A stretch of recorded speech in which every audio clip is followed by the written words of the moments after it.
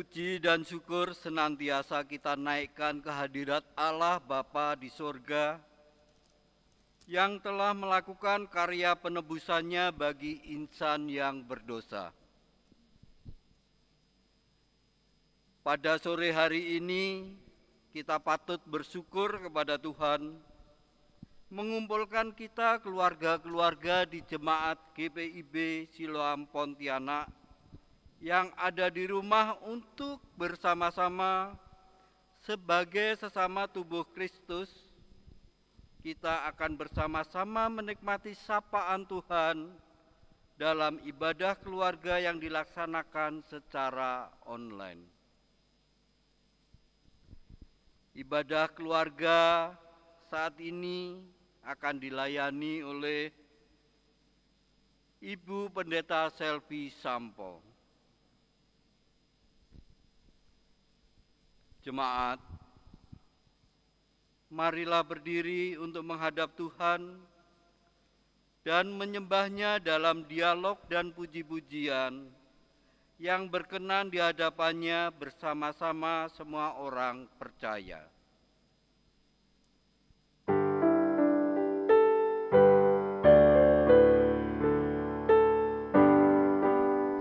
Ya Tuhan, kami puji nama-Mu besar. Ya Bapa, makhluk-Mu menyanyi bergemar. Langit, buana, laut bersyukur semua. Malaikat segenap memuji di Kau jua. Kemuliaan-Mu tetap senantiasa. Kudus, kudus, kuduslah Tuhan Maha Kuasa. Para rasul di sorga kemuliaan-Mu, serta nabi dan martir mengagungkan-Mu. Gereja yang telah menang dan yang di perjuangan mengaku nama-Mu, madahnya berkumandang. Terpuji rahmat-Mu di bawah dan di atas. Ya Bapa yang kekal, kasih-Mu tak terbatas. Jemaat, mari kita satu dalam doa. Ya Tuhan Allah Bapa yang kami puji dan sembah dalam Tuhan Yesus Kristus, kami bersyukur karena dari hari ke hari, dalam suka dan duka, Engkau setia menjaga dan menolong kami. Engkau mengetahui semua kekurangan dan kelemahan kami, dan mengampuni segala dosa dan kesalahan kami. Kami bersyukur karena diberi kesempatan bersama keluarga di sini untuk menghayati persekutuan dengan Tuhan dan sesama melalui nyanyian, doa, dan mendengarkan firman-Mu. Kuduskanlah ibadah ini ya Tuhan, serta karuniakan Roh Kudus-Mu untuk mengurapi kami semua. Berkati kami yang sudah hadir maupun yang masih menuju tempat ini. Dalam nama Tuhan Yesus Kristus, Tuhan kami. Amin. Mari Bapak Ibu kita berlitani pada malam hari ini yang terambil dari kitab Mazmur pasal 62 ayat 1 sampai dengan 6. Mazmur 62 ayat 1 sampai dengan 6.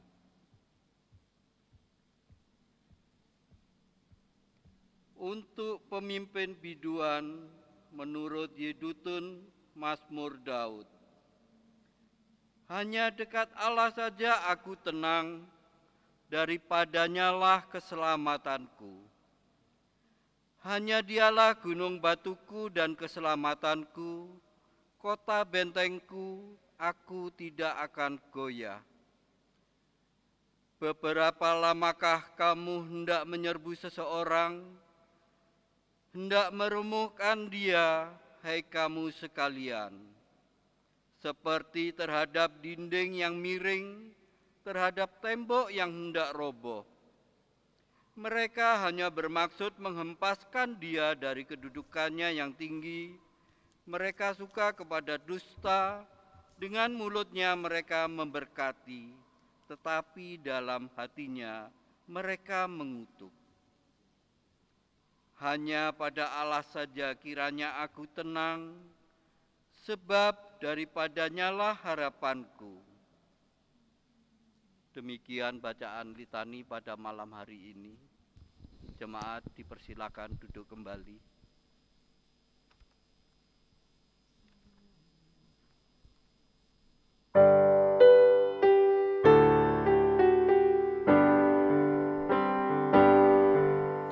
Ya Halik semesta, umat-Mu tolonglah memuji-Mu, Bapa yang mulia, Kau Raja dunia. Kami sujud sembah kepada-Mu. Saatnya kita menerima firman Tuhan.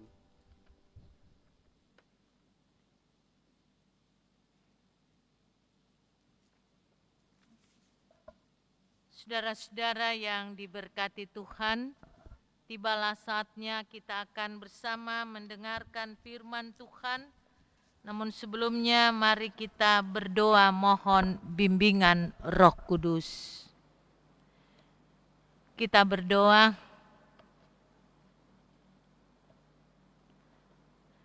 Kami bersyukur dan berterima kasih kepadamu ya Tuhan. Engkau sudah menyertai seluruh aktivitas kami.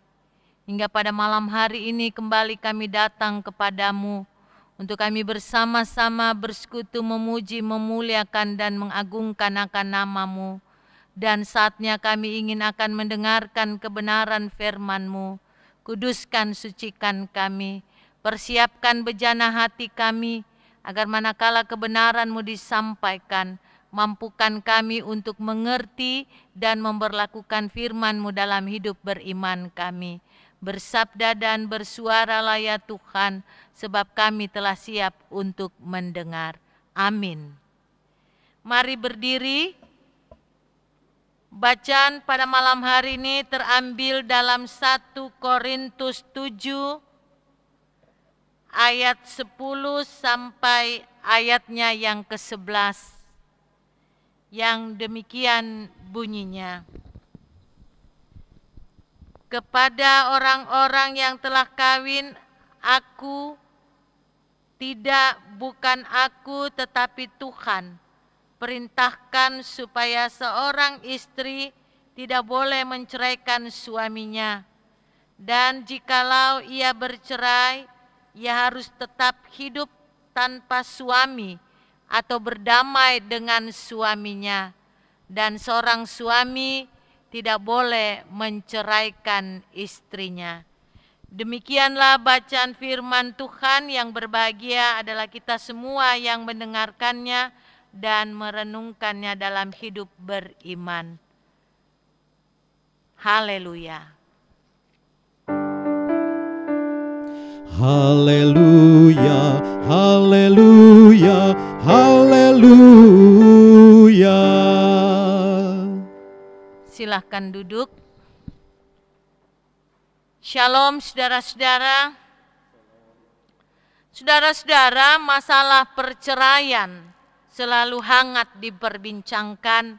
Hanya sayangnya banyak yang tidak berujung pada empati yang maksimal bagi kehidupan gereja, khususnya bagi pasangan yang sedang bergumul.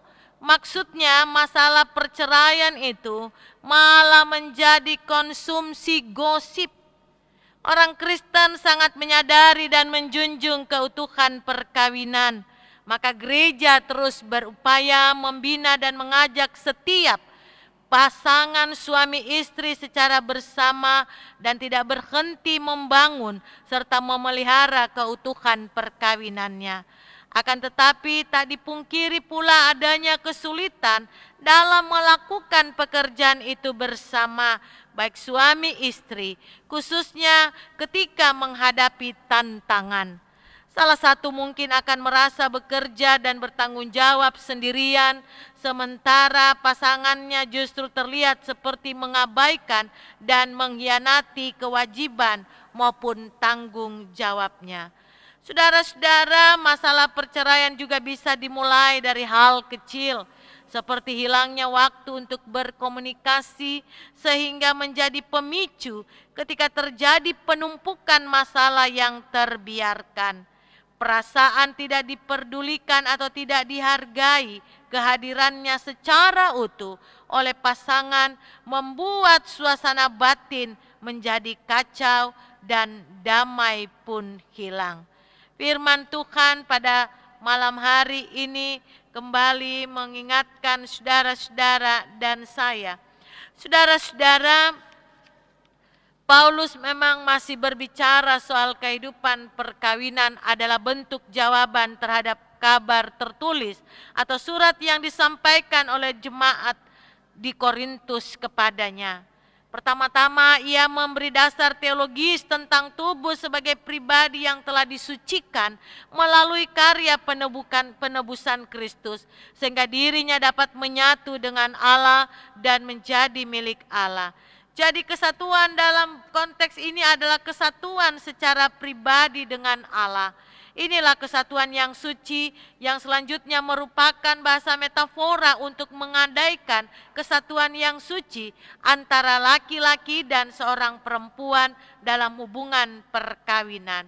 Saudara-saudara, jemaat di Korintus diingatkan bahwa status sebagai orang atau umat yang telah disucikan berarti menempatkan mereka pada satu spiritualitas yang baru, yaitu bebas untuk hidup suci dan menjaga diri dari segala laku yang tidak senonoh. Spiritual itu berangkat dari penghayatan akan kehadiran Allah dalam hatinya dan dipahami sebagai penyatuan diri dengan Kristus di dalamnya. Saudara-saudara, memelihara kesucian hidup berdasarkan kesadaran diri sebagai anggota tubuh Kristus akan terwujud dalam sikap hormat dan menghargai Allah, alih-alih menghormati dan menghargai pasangannya ataupun memenuhi kewajibannya. Pada sisi lain, tak dipungkiri juga bahwa dalam perkawinan sering terjadi percekcokan yang mengarah pada keputusan untuk bercerai. Agaknya masalah ini diketahui oleh Paulus, sehingga ia minta agar jangan terjadi perceraian dan mereka diajak untuk berdamai. Mungkinkah berdamai itu dapat mereka wujudkan, saudara-saudara? Itu sebabnya Paulus memberikan nasihat, yakni baiklah suami istri untuk sementara waktu boleh berpisah, tetapi keterpisahan itu harus dipahami sebagai kesempatan bagi masing-masing untuk bertobat. Saudara-saudara, Paulus menjelaskan pandangan iman tentang perkawinan, yaitu betapa erat hubungan suami istri bertolak dari Kejadian 2 ayat 24. Lalu meningkat kepada metafora perumpamaan tentang kesatuan dalam tubuh Kristus. Bila merujuk pada kesatuan tubuh Kristus, bagaimana mungkin Kristus memiliki keinginan menceraikan tubuhnya sendiri atau anggotanya sendiri? Atau anggota tubuhnya itu yang menginginkan perceraian? Kristus jelas tidak akan menceraikan manusia, umatnya itu dari dirinya. Sehingga manusia kembali menjadi budak hamba dosa dan berada dalam kematian. Kristus sudah membayar lunas penebusan manusia, penebusan saudara-saudara dan saya yang semula hidup sebagai budak dosa. Karya penebusan itu akhirnya membuat hidup kita menjadi miliknya. Kalau pemahaman ini dijadikan refleksi, khususnya dalam konteks perkawinan, maka hidup seorang suami adalah milik istri, demikian pula istri adalah milik suami. Dengan demikian masing-masing tidak dapat berbuat mengikuti kehendaknya, seakan tubuh mutlak milik dirinya dan ia bebas berbuat apa saja yang dipikirkan selama tidak merugikan orang lain dan melanggar kesucian perkawinan. Inilah dasar teologis Paulus tentang larangan bercerai dan yang mengikuti perintah Tuhan Yesus. Saudara-saudara, perceraian bukanlah sesuatu yang diharapkan. Bila merujuk pada kesatuan seorang dengan tubuh Kristus, maka kesatuan itu dimungkinkan terjadi dalam ruang iman, penghayatan akan kasih Allah. Bila itu menjadi landasan perkawinan Kristiani, maka perkawinan memiliki ikatan yang amat erat karena dimensi iman dan dorongan kasih. Ikatan karena iman dan kasih memunculkan harapan yang kuat untuk tetap bersatu, rukun, harmonis, dan damai. Kita sebagai keluarga maupun persekutuan gereja akan bergumul apabila berjumpa dengan bayangan perceraian dalam sebuah keluarga perkawinan Kristiani. Apakah perceraian sebagai suatu jalan keluar? Itulah pertanyaan kita bersama. Sesungguhnya gereja sangat menjunjung tinggi kehidupan perkawinan yang ideal, yakni perjalanan perkawinan yang terus berlangsung dalam mengungkapkan cinta Kristus satu terhadap yang lain, sehingga perkawinan itu diliputi kedamaian dan tidak terjadi perceraian. Saudara-saudara, pada umumnya perceraian itu berawal dari hilangnya atau bahkan tidak adanya rasa damai yang dialami oleh salah satu pihak. Suasana seperti ini sangat mungkin menjadi pintu masuk bagi pertikaian dan percekcokan. Di samping setiap gereja dan pasangan yang harus tekun berdoa, ada juga pergumulan yang perlu kita gumuli bersama-sama melalui konteks bacaan ini, yaitu antara lain rasa damai dalam konteks perkawinan. Seperti apa yang harus dibangun bersama suami istri, dan jika rasa damai itu hilang, bagaimana suami istri itu kembali mengembalikan dan membangun kembali. Begitupun juga saudara-saudara, bagaimana ketika keluarga atau suami istri menghadapi kesulitan, dan ketika dia menghadapi hambatan-hambatan untuk memulai membangun kembali rasa damai itu. Saudara-saudara, ketika kita bersama, hal berdamai yang dimaksud merupakan cara suami istri sesungguhnya merespon cara Allah, membuat manusia berbaik kembali dengan dirinya oleh Kristus tanpa menuntut kesalahan-kesalahan yang telah dilakukan. Allah yang menjadi penentu dalam pemulihan ciptaannya. Seharusnya saudara-saudara menjadi refleksi bagi setiap pihak untuk mengupayakan rujuk, dan biarlah damai selalu menjadi milik bahagian kita, terlebih sebagai suami istri. Amin. Tuhan berkati. Saudara-saudara, kita akan bersama memuji Tuhan di dalam Kidung Jemaat 356 bait pertama.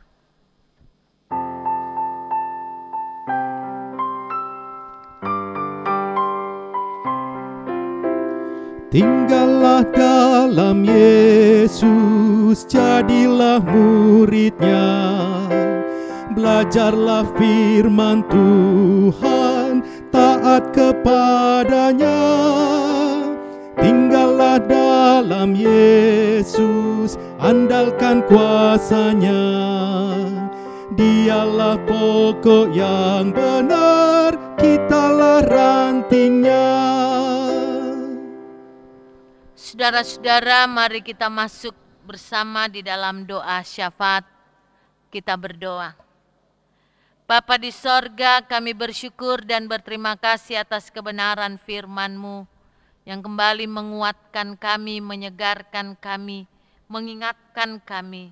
Kami bersyukur memiliki Allah yang baik seperti Engkau. Kembali Tuhan kami mohon, biarlah melalui Roh Kudus-Mu, tolong kami untuk kami menyatakan kehendak-Mu dalam hidup kami, baik kami sebagai pribadi maupun sebagai yang hidup dalam perkawinan. Kiranya Roh Kudus Engkau senantiasa menolong kami untuk kami dapat sabar dan tetap bertekun membangun keutuhan serta kebahagiaan perkawinan.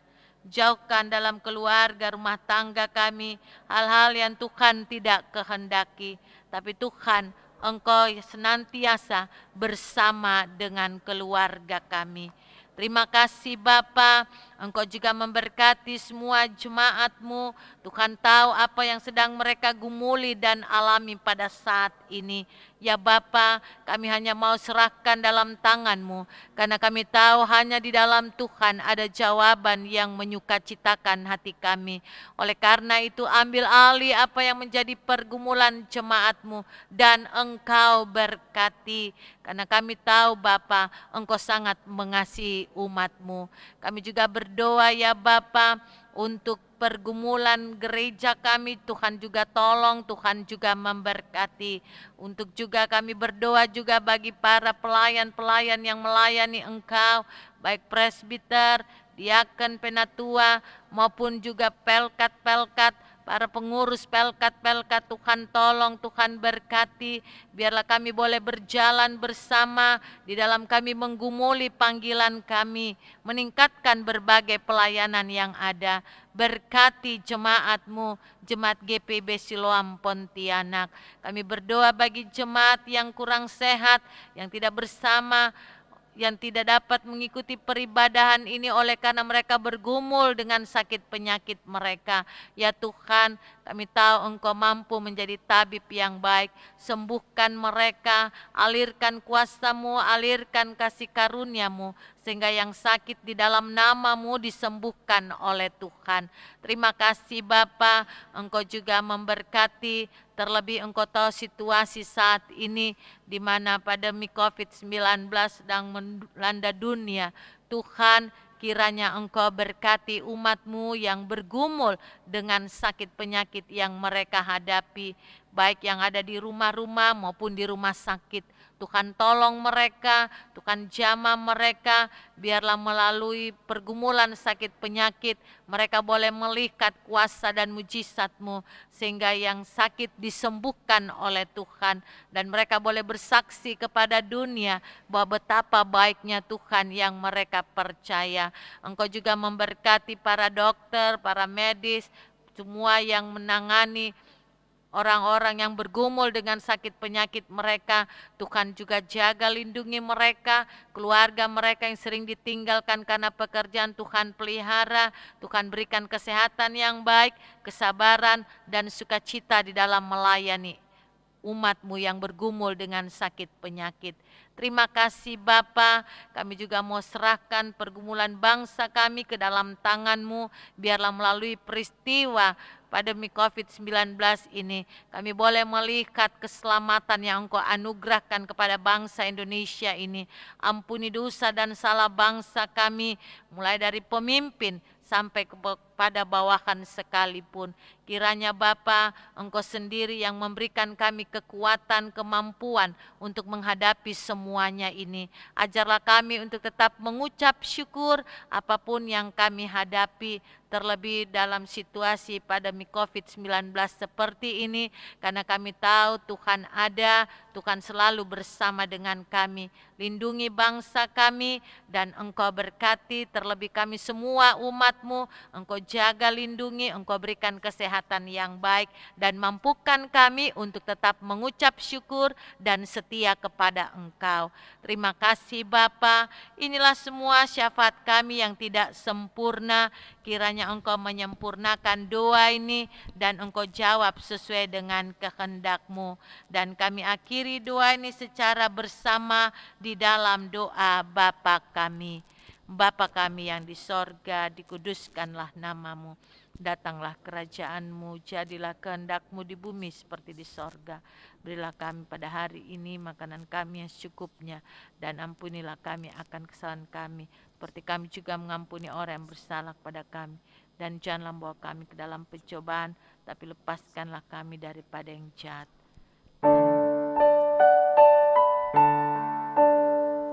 Karena Engkaulah yang mempunyai kerajaan dan kuasa dan kemuliaan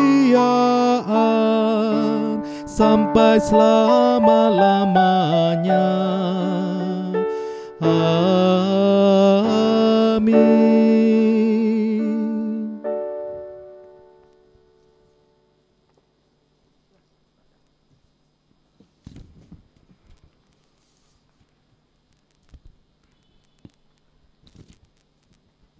Jemaat, tiba saatnya kita akan memberikan persembahan pengucapan syukur.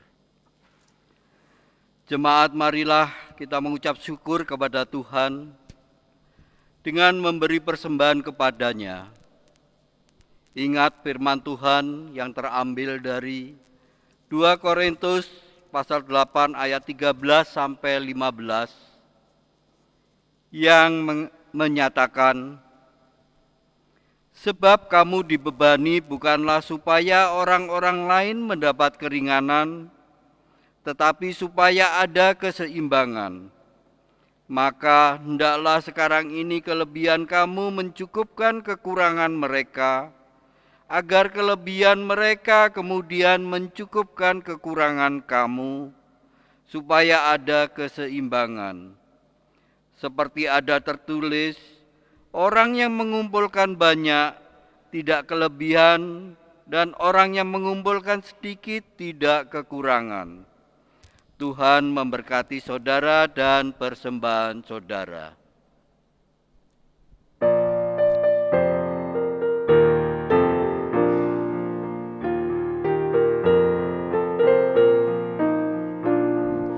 Hidup kita yang benar haruslah mengucap syukur, dalam Kristus bergemar, janganlah tekebur. Dalam susah pun senang, dalam segala hal aku bermazmur dan ucap syukur, itu kehendaknya.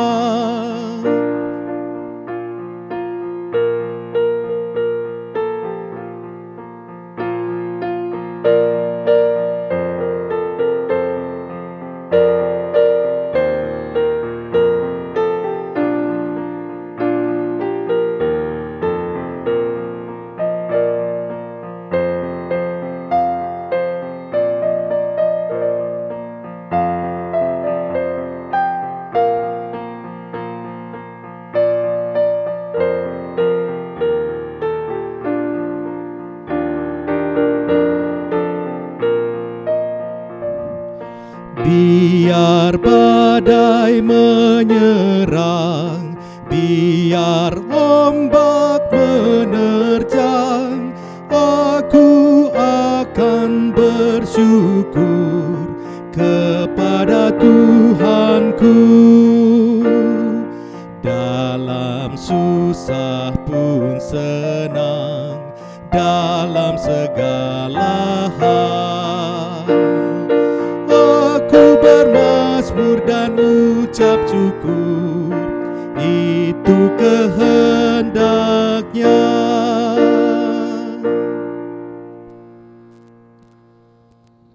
Jemaat, mari berdiri untuk menyerahkan persembahan ini kepada Tuhan dalam doa syukur.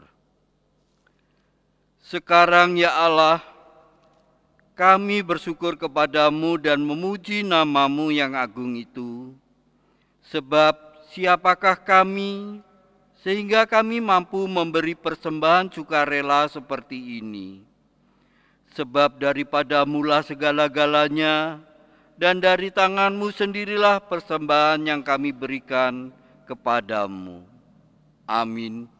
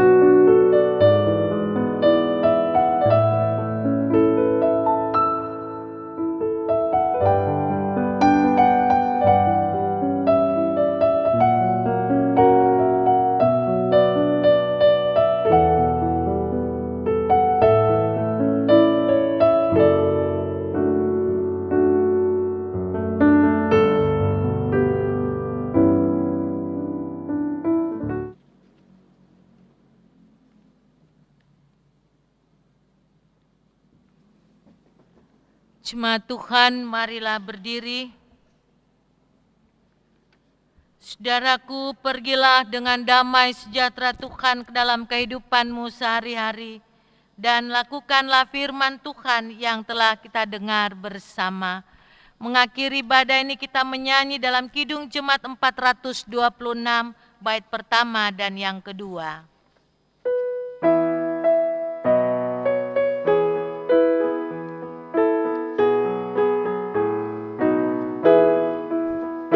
Kita harus membawa berita pada dunia dalam gelap tentang kebenaran dan kasih dan damai yang menetap, dan damai yang menetap.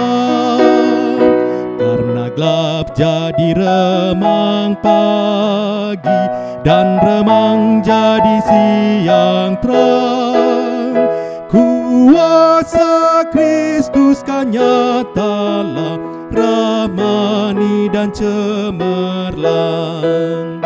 Kita harus menyanyikan gita, melembutkan hati keras, supaya senjata iblis remuk dan segera lepas, remuk dan segera lepas.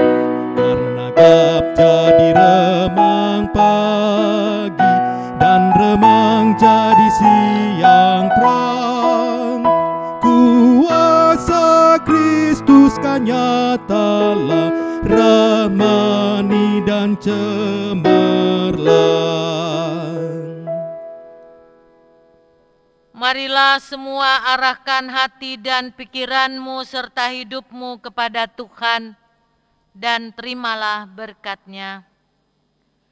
Kasih karunia Tuhan Yesus Kristus, kasih Allah Bapa, dan persekutuan Roh Kudus menyertai kamu sekalian.